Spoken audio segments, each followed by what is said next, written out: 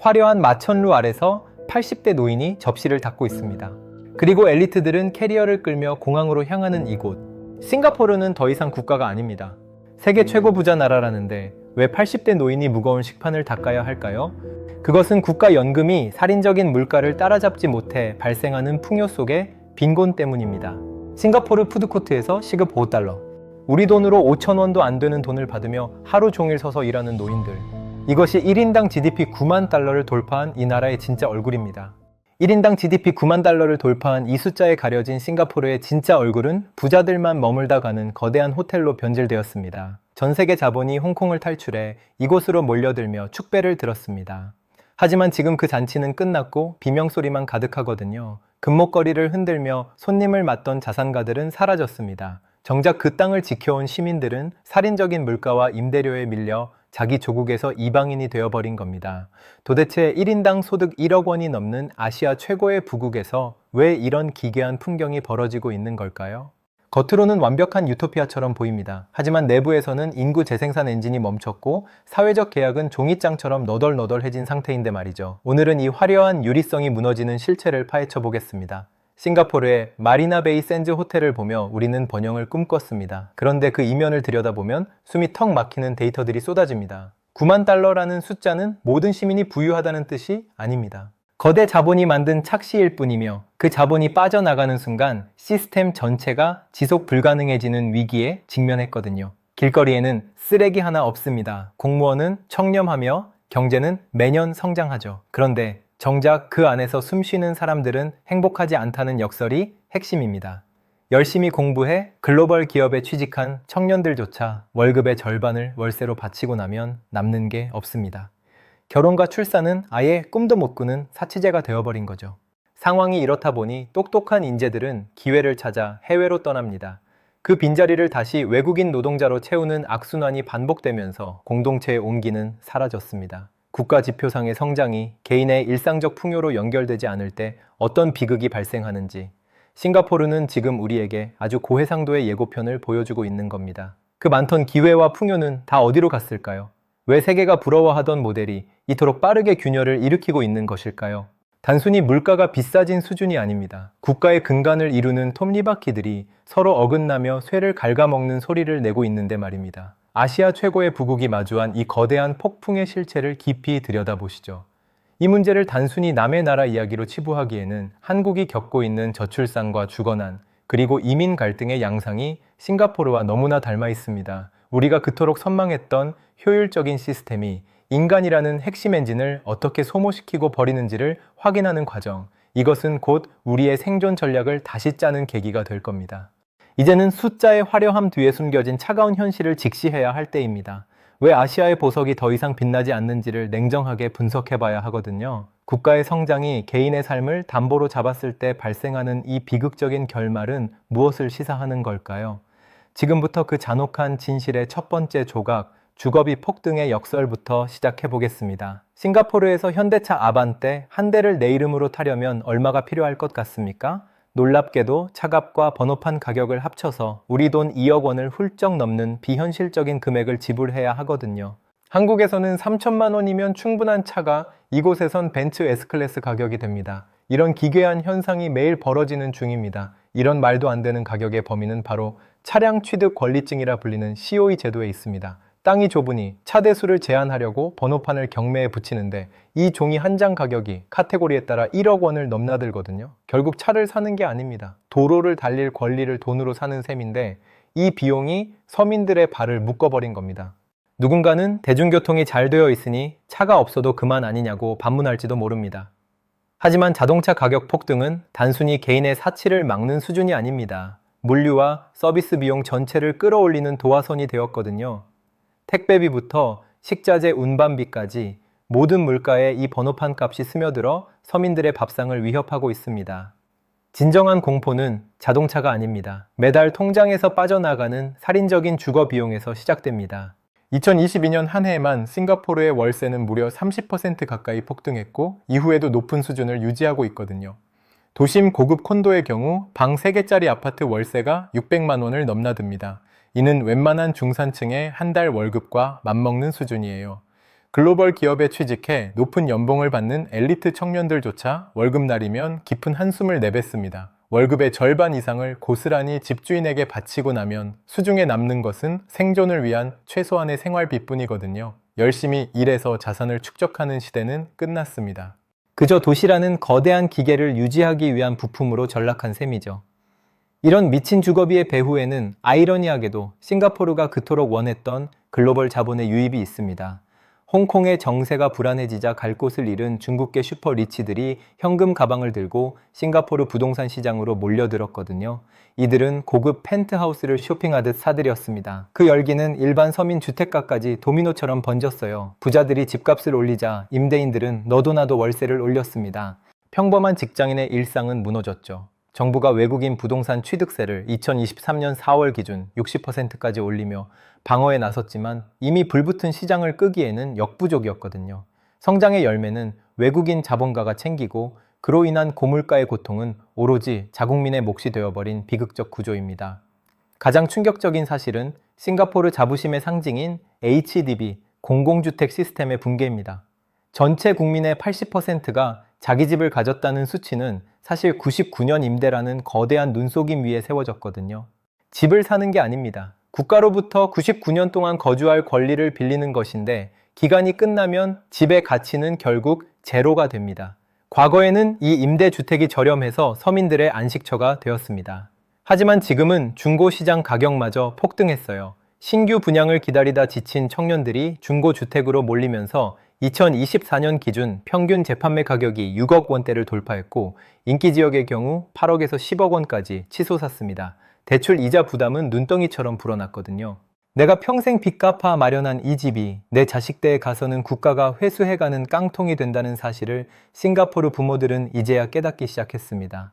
99년이 지나면 자녀에게 물려줄 자산은 사라지고 국가가 다시 그 땅을 회수해 다른 부자들에게 빌려주는 구조거든요. 이 톱니바퀴 안에서 서민들은 죽을 때까지 일해서 주거 비용을 지불해야 하는 현대판 소장농이 되었습니다. 더 끔찍한 건 자녀 임대 기간이 줄어들수록 집값이 폭락한다는 점입니다. 70년 남았을 때는 6억이던 집이 50년으로 줄면 4억으로 30년이 되면 2억 이하로 떨어집니다. 평생 모은 돈을 쏟아부었는데 정작 노후에 그 집을 팔려고 보니 반갑도 안 되는 거예요. 자산의 대물림이라는 꿈 자체가 원천적으로 차단된 시스템입니다. 실제로 임차 가구의 경우 소득 대비 40% 가까이를 주거비로 지출한다는 조사 결과가 있습니다. 이는 경제협력개발기구가 권장하는 30% 기준을 훨씬 초과한 수치죠. 주거비와 교육비가 동시에 치솟으니 젊은 세대들은 자연스럽게 결혼과 출산을 포기하는 길을 선택합니다. 한몸 건사하기도 힘든 이 지독한 각자도생의 도시에서 아이를 낳는 것은 경제적 자살 행위나 다름없기 때문이죠. 정부가 아무리 출산 장려금을 줘도 매달 나가는 수백만 원의 월세 앞에서는 아무런 효력을 발휘하지 못하는 껍데기 정책일 뿐입니다. 국가는 부유해지는데 국민은 가난해지는 이 기괴한 현상은 단순히 물가 문제가 아닙니다. 시스템의 설계 오류예요. 자본주의가 극단으로 치달아 사람보다 자본의 효율성을 우선시할 때 어떤 괴물이 탄생하는지 보여주는 사례거든요. 안방을 글로벌 자본에 내어준 시민들은 이제 조국을 낯선 땅이라 느끼며 탈출할 기회만을 엿보는 중입니다. 이렇게 삶의 질이 급락하자 싱가포르의 가장 큰 강점이었던 사회적 안정성마저 흔들리기 시작했습니다. 열심히 노력하면 보상받는다는 믿음이 사라진 자리에는 부자들에 대한 분노와 시스템에 대한 불신만 남았거든요. 화려한 마천루의 불빛은 꺼지지 않습니다. 하지만 그 아래를 걷는 사람들의 마음속 불빛은 이미 꺼져가고 있는 것이 현재 싱가포르의 실상입니다. 우리는 여기서 성장의 목적이 무엇인지 다시 한번 냉정하게 질문을 던져야 할 필요가 있습니다. 국가의 GPD 수치를 높이기 위해 국민의 일상을 담보로 잡는 것이 과연 지속 가능한 발전이라고 부를 수 있을까요? 싱가포르가 겪는 이 거대한 주거 잔혹사는 어쩌면 효율성만을 쫓아온 우리에게 던지는 마지막 경고일지도 모릅니다. 여기까지를 한 문장으로 정리하면 이렇습니다.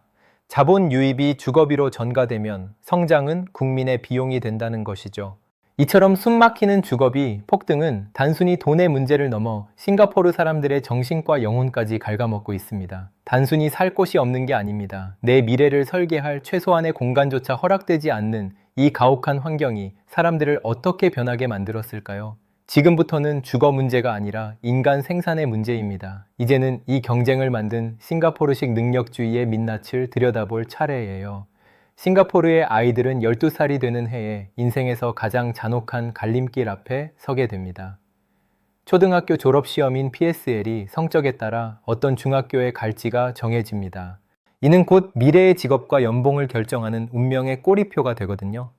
고작 12살짜리 아이들에게 세상은 실력 없으면 도태된다는 냉혹한 진실을 가장 먼저 가르치는 셈입니다. 이 시스템의 이름은 근사하게도 능력주의입니다. 하지만 실제로는 숨 막히는 줄 세우기 시스템에 불과해요. 시험 성적이라는 단 하나의 잣대로 아이들을 등급 매기고 상위권에게는 장학금과 기회를 몰아줍니다. 나머지는 패배자라는 낙인을 찍어버리는 구조거든요. 한번 정해진 궤도를 벗어나는 것은 거의 불가능에 가깝기에 부모와 아이 모두 광기 어린 경쟁에 뛰어듭니다. 여기서 싱가포르 특유의 집단 심리인 키아수 문화가 등장하는데, 이는 지지는 것에 대한 병적인 두려움을 뜻합니다. 남보다 하나라도 더 가져야 하고 조금이라도 뒤처지면 인생이 망할 것 같다는 공포가 사회 전체를 지배하고 있거든요. 뷔페에서 접시를 가득 채우는 사소한 행동부터 자녀를 명문대에 보내려는 집착까지 모든 행위의 밑바닥에는 이 불안이 깔려 있습니다. 부모들은 아이가 뒤처질까봐 월급의 상당 부분을 사교육비로 쏟아부으며 유치원생에게도 과외를 붙입니다. 학원가는 밤늦도록 불이 꺼지지 않고 아이들은 운동장에서 뛰어노는 대신 문제집과 씨름하며 유년 시절을 저당 잡히는 중이거든요. 국가의 GPD는 올랐을지 몰라도 그 성장을 지탱하는 아이들의 마음은 이미 우울과 불안으로 멍들어가고 있는 것이 현실입니다. 문제는 이렇게 길러진 엘리트들이 창의적인 혁신가가 아니라 정교하게 다듬어진 국가의 부품에 가깝다는 점입니다. 정해진 정답을 맞히고 효율적으로 업무를 처리하는 능력은 탁월합니다. 하지만 정작 실패를 두려워해 새로운 시도는 하지 않거든요. 싱가포르가 자본은 넘쳐나는데 전 세계를 뒤흔들 혁신 기업이 나오지 않는 이유도 바로 이 거세된 창의성 때문입니다. 실패가 곧 낙인이 되는 사회에서 도전은 사치입니다. 안전한 길만 찾는 것이 가장 똑똑한 생존 전략이 되어버린 거예요. 명문대를 나와 안정적인 공무원이 되거나 글로벌 기업의 중간 관리자가 되는 것이 인생의 정답처럼 굳어진 거죠. 겉으로는 최첨단 도시국가를 표방하지만 내부 인재들은 창의적 에너지를 잃고 매너리즘에 빠져 국가 엔진의 활력을 갉아먹고 있습니다. 더욱 섬뜩한 것은 이 가혹한 능력주의가 이제 자국민 내부의 갈등을 넘어 계급 고착화로 이어지고 있다는 사실입니다. 부유한 부모 밑에서 자란 아이들이 더 좋은 사교육을 받고 상위 궤도에 진입하는 세습이 고착되면서 계층 이동의 사다리가 끊겼거든요. 공정함을 기치로 내걸었던 능력주의가 역설적으로 가장 불공평한 신분제를 공고히 하는 도구가 되어버린 겁니다. 아이들은 이제 공부하는 기계로 전락했고 성인들은 경쟁에서 살아남기 위해 서로를 짓밟는 차가운 도시인이 되었습니다. 공동체의 온기가 사라진 자리에는 효율성이라는 차가운 계상이만 두드리는 소리가 가득할 뿐입니다. 국가의 시스템은 정밀하게 돌아갑니다. 하지만 그 안에서 살아가는 사람들의 행복은 어디에서도 찾을 수 없는 이 기괴한 성공이 과연 정답일까요? 싱가포르의 이 교육 잔혹사는 단순히 입시 문제를 넘어 한 국가가 성장을 위해 어디까지 잔인해질 수 있는지를 보여줍니다. 사람을 자원이 아닌 도구로 취급할 때 그 사회의 미래가 얼마나 암담해지는지를 증명하는 생생한 사례거든요. 이제는 인구 재생산이라는 국가의 가장 본질적인 엔진마저 고장나기 시작했는데 그 원인 역시 이 가혹한 경쟁 환경에 맞닿아 있습니다. 뒤처지면 죽는다는 공포가 지배하는 땅에서 새로운 생명을 맞이하는 것은 축복이 아니라 또 다른 짐이 되어버렸습니다. 나도 견디기 힘든 이 레이스에 내 아이를 동참시키고 싶지 않다는 젊은 세대의 저항이 시작된 겁니다. 성장의 찬란한 불빛 뒤에 가려진 이 차가운 그림자가 싱가포르를 어떻게 소멸의 길로 이끌고 있는지 다음 이야기에서 더 깊이 파헤쳐보죠. 이 지점에서 한 문장으로 정리하면 이렇습니다. 과열된 능력주의는 창의성과 출산을 동시에 파괴한다는 것이죠. 효율성이라는 이름 아래 인간을 부품처럼 갈아넣던 이 정밀한 기계는 이제 가장 치명적인 문제에 직면했습니다. 아이들이 사라지고 사람들이 떠나가는 이 소멸의 카운트다운은 단순히 교육만의 문제가 아니라 국가가 사람을 대하는 방식에서 시작되었거든요. 이 지독한 능력주의가 불러온 인구 붕괴의 민낯은 과연 어떤 모습인지, 그리고 그 빈자리를 누가 채우고 있는지 확인해 보겠습니다. 국가라는 이름의 거대한 기업이 성과를 위해 직원을 소모품으로 썼을 때 그 결말은 이미 정해져 있었을지도 모릅니다. 화려한 지표 뒤에 숨겨진 인간 소외의 비극은 이제 싱가포르라는 국가의 존립 자체를 흔드는 거대한 파도가 되어 밀려오고 있거든요. 과연 이들은 이 위기를 넘길 수 있을까요? 아니면 이대로 부자들만의 빈 껍데기 도시로 남게 될까요? 합계 출산율 0.97명. 이 숫자는 사실상 국가의 소멸을 알리는 마지막 경고음입니다. 한국보다 상황이 조금 낫다고 위안할지도 모릅니다. 하지만 도시국가라는 특성상 이는 시스템 전체의 심장이 멎어가는 소리와 같거든요. 아이를 낳는 땅에 미래가 없다는 것은 너무나 자명한 사실인데 싱가포르는 지금 그 절벽 끝에 서 있는 셈입니다. 그동안 싱가포르는 이 부족한 인구를 밖에서 사오는 방식으로 버텨왔습니다. 부족한 자국 인력을 외부에서 수입해 경제를 돌리는 거대한 정밀 기계와 같았거든요. 고급 인력은 금융과 정보기술 부문의 설계자로 배치하고 저임금 노동자는 건설과 서비스업 말단에 배치하며 쉼없이 성장 가속도를 밟아온 겁니다. 2025년 기준 비거주자와 영주권자를 합쳐 전체 인구의 40%를 외부 인력으로 채워야만 돌아가는 나라였죠. 하지만 이 효율적이었던 인구 수입 엔진이 최근 심각한 과부에 걸려 날카로운 비명을 지르고 있습니다. 가장 큰 원인은 자국민들 사이에서 걷잡을 수 없이 폭발하기 시작한 강력한 반외국인 정서거든요. 좁은 땅덩어리에 외국인이 끊임없이 밀려드니 지하철은 미어터지고 내 일자리는 위태롭다는 공포가 시민들의 마음속에 깊게 자리 잡은 겁니다. 특히 홍콩 등에서 넘어온 부자들이 집값을 폭등시켰다는 인식은 국민적 분노로 번졌습니다. 성실히 일하는 나보다 현금 가방을 들고 온 외국인이 이 나라의 주인 대접을 받는다는 박탈감이 폭발한 거죠. 정부는 들끓는 민심을 달래기 위해 취업 비자 발급 문턱을 대폭 높이기 시작했는데 이 정치적 결정이 경제에는 너무나 날카로운 부메랑이 되어 돌아왔습니다. 규제로 인해 외국인들이 대거 빠져나가자 당장 도시를 유지할 실질적인 노동력이 증발해 버렸거든요. 식당에서는 접시를 닦고 음식을 나를 직원이 없어 영업을 포기하는 곳이 속출하고 있습니다. 도시를 지탱하던 건설 현장은 벽돌을 쌓을 숙련된 노동자가 없어 멈춰섰고 서비스업 전반에서 유례없는 구인난이 심화되며 인건비는 천정부지로 솟구치는 중입니다. 이 인건비 상승은 고스란히 음식값과 물가에 반영되었고 이는 다시 살인적인 고물가라는 재앙을 불렀습니다. 외국인을 받자니 국민이 반대하고 안 받자니 경제 엔진이 멈춰버리는 진퇴양난의 늪에 빠진 셈이거든요. 사람을 수입해서 성장을 유지하던 싱가포르식 모델이 더 이상 작동하지 않는다는 명백한 증거들이 곳곳에서 터져 나오고 있는 겁니다. 더 절망적인 사실은 싱가포르라는 국가 내부의 인구 생산 능력이 사실상 마비되었다는 점입니다. 젊은 세대들은 월급의 절반을 월세로 내야 하는 현실 속에서 결혼과 출산을 사치스러운 꿈이라 느끼고 있거든요. 내 한몸 건사하기도 힘든 이 지독한 각자 도생의 도시에서 아이를 낳으라는 정부의 캠페인은 공허한 메아리가 되어 흩어질 뿐입니다. 과거에는 이민자가 이 모든 문제를 해결해 줄 구세주였습니다.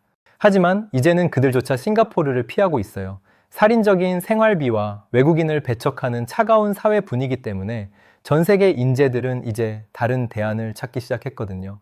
싱가포르 대신 인근의 다른 아시아 국가나 서구권으로 발길을 돌리는 유능한 청년들이 늘어나며 인재 유입 통로도 좁아졌습니다. 결국 사람을 수입해서 성장을 사는 모델은 이제 유효기간이 끝났음을 처절하게 보여주는 중입니다. 노동력 부족은 기업들의 경쟁력을 약화시키고 이는 다시 국가 소득의 감소로 이어지는 악순환의 고리가 완성된 겁니다. 효율성만을 따지며 인간을 규격화된 부품처럼 수입하던 시스템이 인간적인 한계치에 부딪혀 멈춰서고 있는 것이 현재의 모습이죠. 자국민의 행복과 국가의 성장이라는 두 마리 토끼가 서로를 잡아먹는 모순의 정점에 서 있는 셈입니다. 사람이 살고 싶어 하는 나라로 변해야만 이 위기를 극복할 수 있습니다. 하지만 이미 굳어진 고비용 구조와 차가운 경쟁 분위기는 그 변화를 가로막고 있거든요. 국가의 번영이 사람의 희생 위에 세워졌을 때 겪게 될 필연적인 붕괴를 우리는 목격하고 있습니다. 이 대목을 한 문장으로 정리하면 이렇습니다. 사람을 수입해 유지되는 국가는 사회적 합의가 깨지는 순간 멈춘다는 것이죠. 내부의 엔진은 이렇게 식어가고 있는데 성벽 밖에서 몰려오는 파도는 점점 더 거세지고 있습니다. 싱가포르를 지탱하던 또 다른 기둥인 지정학적 이점마저 주변국들의 거센 도전 앞에 흔들리고 있거든요. 안쪽에서 시작된 균열이 외부의 거대한 충격과 만났을 때 이 작은 섬나라는 과연 버틸 수 있을까요? 이제는 성벽 밖에서 불어오는 위기를 들여다보겠습니다.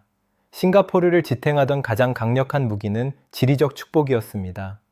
하지만 이제 그 성벽 밖에서 거대한 파도가 밀려오고 있어요. 영원할 줄 알았던 물류와 금융허브의 지위가 주변국들의 거센 도전 속에서 모래성처럼 흔들리고 있거든요. 과거에는 유일한 선택지였습니다. 하지만 이제는 굳이 싱가포르여야 하느냐는 근본적인 질문이 쏟아지는 중입니다. 가장 치명적인 시한폭탄은 태국이 추진하고 있는 초대형 프로젝트인 크라우나 건설 계획이라고 할 수 있습니다. 이 계획이 현실화될 경우 말레이 반도의 좁은 허리를 뚫어 운하를 만들면 배들은 더 이상 남쪽 끝에 싱가포르를 거칠 필요가 없게 되거든요. 항로가 수천 킬로미터 단축되어 시간과 연료를 획기적으로 아낄 수 있으니 전 세계 선박들은 당연히 이 길을 택하게 될 겁니다. 시장과 국가 전략 차원에서 가장 두려워하는 시나리오는 이겁니다. 싱가포르 항구의 물동량이 하루아침에 반토막 날 수도 있는 국가 존립을 흔드는 재앙적 상황이죠. 단순히 배가 지나가지 않는 것을 넘어 기름을 채우고 수리를 하던 막대한 부가가치가 통째로 사라지는 셈이거든요. 앉아서 통행세를 받으며 부를 쌓았던 중개무역의 시대가 국가 간 이해관계에 의해 종말을 고하고 있는 겁니다. 옆 나라 말레이시아의 추격은 더욱 현실적인 위협입니다. 싱가포르 바로 옆 조호르바루 지역이 최근 조호르 싱가포르 경제특구로 지정되며 싱가포르의 자본과 인력을 빨아들이고 있거든요. 압도적으로 저렴한 땅값과 인건비로 기업들을 유혹하는 이 전략이 무서울 정도로 효과를 발휘하고 있습니다. 싱가포르 내부에 위치했던 공장과 물류센터들이 국경 너머로 빠져나가면서 양질의 일자리가 공동화되는 현상이 가속화되고 있어요. 더 충격적인 건 싱가포르 시민들 스스로가 조호르바루로 이주하고 있다는 점입니다. 싱가포르는 이제 너무 비싸서 못 살겠다며 국경을 넘어 말레이시아로 출퇴근하는 싱가포르 난민이 급증하고 있습니다. 자국 시민들이 자국에서 밀려나 주변국으로 넘어가야만 생활이 가능한 이 기괴한 현상. 이것이 바로 허브 국가로서의 위상이 추락하는 가장 확실한 증거입니다. 여기에 미중 갈등이라는 거대 고래들의 싸움은 싱가포르의 생존 전략이었던 중립 외교의 토대를 무너뜨리고 있습니다. 그동안 안보는 미국에, 경제는 중국에 의존하며 양쪽의 이익을 모두 취해왔습니다. 하지만 이제는 누구 편이냐는 노골적인 양자택일을 강요받고 있거든요. 어느 한쪽을 선택하는 순간 국가 경제의 거대한 한 축이 무너질 수밖에 없는 외통수에 걸린 겁니다. 금융 허브로서의 지위 역시 겉보기엔 화제성이 높지만 내부를 들여다보면 실속이 없다는 평가가 지배적입니다. 홍콩에서 넘어온 자본들이 생산적인 산업 투자보다는 부동산 투기로 흘러가 내수 물가만 폭등시키는 독이 든 성배가 되었거든요. 돈은 들어오는데 정작 시민들의 삶은 더 팍팍해지는 이 기괴한 현상은 싱가포르 시스템의 한계를 여실히 보여줍니다. 과거에는 주변국들의 정치가 불안하고 인프라가 낙후되어 싱가포르가 아시아의 골드 스탠더드 역할을 했습니다. 하지만 이제 베트남은 제조업 기지로, 인도네시아는 풍부한 자원으로 각자의 영역을 구축하며 싱가포르를 대체하고 있거든요. 싱가포르가 가졌던 독점적 지위는 이제 역사의 뒤항일로 사라질 준비를 하며 국가 경쟁력의 하락으로 이어지고 있습니다. 국가 엔진은 노후화되는데 외부 에너지는 차단되는 이 절망적인 상황은 싱가포르에게 새로운 생존 방식을 요구합니다. 하지만 이미 굳어진 고비용 구조와 경직된 시스템은 이 거대한 변화의 파도를 넘기에 너무나 무거워진 상태거든요. 이제 우리는 이 화려한 유리성이 무너지는 과정을 보며 우리 한국이 마주한 현실을 냉정하게 되돌아봐야 할 때입니다. 싱가포르의 오늘이 단순히 남의 나라 이야기가 아니라 우리가 마주할지도 모르는 잔혹한 예고편이라는 사실이 가장 핵심적인 대목입니다. 우리가 그토록 선망했던 모델이 무너지는 이유는 성장의 본질인 사람을 놓쳤기 때문이며 이는 우리 사회에도 똑같이 적용되거든요. 이제 싱가포르의 몰락이 한국에 던지는 메시지와 생존 전략을 정리해 보겠습니다. 싱가포르라는 화려한 마천루의 불빛이 서서히 꺼져가는 과정을 지켜보며 여러분은 과연 어떤 생각이 드셨습니까? 이는 단순히 먼 나라의 비극이 아닙니다. 정확히 몇 년 뒤 우리가 마주하게 될 한국의 고해상도 예고편이나 다름없거든요. 국가의 지표는 찬란하게 빛납니다. 하지만 정작 그 안을 채우는 시민들의 일상이 무너졌을 때 시스템 전체가 어떻게 지속 불가능해지는지를 싱가포르는 몸소 증명하고 있는 겁니다. 우리는 그동안 성장이 곧 행복이라는 믿음 아래 효율성만을 쫓아 미친 듯이 달려왔습니다. 하지만 싱가포르의 사례는 그 성장이 독이 될 수 있음을 경고해요. 부동산 가격이 폭등하고 교육 경쟁이 광기로 치닫는 동안 인구 재생산이라는 국가의 가장 본질적인 기능이 멈춰버린 것은 결코 우연이 아니거든요. 성장의 과실이 개인의 식탁으로 흐르는 게 아니라 거대 자본의 주머니로만 빨려 들어가는 구조적 모순이 핵심입니다. 살인적인 주거비와 세계 최저의 출산율, 그리고 이민을 둘러싼 갈등까지 한국과 싱가포르는 놀라울 정도로 닮은 궤적을 그리며 낭떠러지로 향하는 중입니다. 효율적인 국가 통제와 엘리트주의가 만든 기적은 이제 유통기한이 끝났고 사람의 온기가 사라진 자리에는 차가운 숫자들만 남았거든요. 이제는 숫자가 말해주는 거짓 번영 대신 우리 자녀들이 숨 쉴 수 있는 공간과 중장년층이 안심할 수 있는 일상의 가치를 회복해야 합니다. 대한민국을 일궈온 5060 세대 시청자 여러분께서는 이 위태로운 흐름을 누구보다 냉철하게 읽어내고 계실 거라 믿습니다. 국가가 부유해지는 동안 정작 내 자식들의 미래는 더 불투명해지는 이 기괴한 성공 방정식을 우리는 언제까지 지켜봐야만 하는 걸까요? 우리가 겪었던 그 치열한 경쟁의 시대를 지나 이제는 자산의 수치가 아닌 삶의 질을 중심으로 한 새로운 생존 전략이 필요한 시점인데 여러분의 생각은 어떠신지 궁금합니다. 싱가포르라는 거울을 통해 우리 내부의 문제를 냉정하게 직시하고 대비하는 자만이 다가올 거대한 폭풍 속에서 자신과 가족을 지켜낼 수 있을 겁니다. 단순히 남의 나라 몰락을 구경하는 데서 그치지 않고 우리만의 새로운 답을 찾아 나가는 것이 이 영상을 만든 본질적인 이유거든요. 오늘 핵심을 두 문장으로 정리하면 이렇습니다. 국가의 성장이 개인의 삶을 담보로 잡았을 때 인구는 멈추고 시스템은 붕괴한다는 것. 그리고 우리 한국은 지금 정확히 그 갈림길에 서 있다는 것이죠. 싱가포르는 외국인 인력을 수입해 급한 불을 껐지만 결국 자국민의 일자리 상실과 주거비 폭등이라는 거대한 청구서를 받았습니다. 지금 이민 정책을 고민하는 한국은 이 청구서를 감당할 준비가 되어 있습니까? 여러분의 생각을 댓글로 들려주세요. 이 영상이 유익하셨다면 구독과 좋아요 그리고 알림 설정까지 꼭 부탁드리며 주변에 이 고민을 함께 나누고 싶은 분들께도 적극적으로 공유해 주시면 감사하겠습니다. 여러분의 작은 관심과 소중한 의견은 제가 더 깊이 있는 분석과 날카로운 지식 콘텐츠를 만드는데 가장 큰 힘이 되거든요. 긴 시간 동안 아시아 최고의 부국 싱가포르의 그림자를 함께 추적해 주셔서 진심으로 감사드리며 저는 다음에도 더 가치 있는 이야기로 다시 돌아오겠습니다. 이제는 숫자의 화려함 뒤에 숨겨진 차가운 현실을 직시해야 할 때입니다. 왜 아시아의 보석이 더 이상 빛나지 않는지를 냉정하게 분석해 봐야 하거든요. 국가의 성장이 개인의 삶을 담보로 잡았을 때 발생하는 이 비극적인 결말은 무엇을 시사하는 걸까요? 지금부터 그 잔혹한 진실의 첫 번째 조각, 주거비 폭등의 역설부터 시작해 보겠습니다.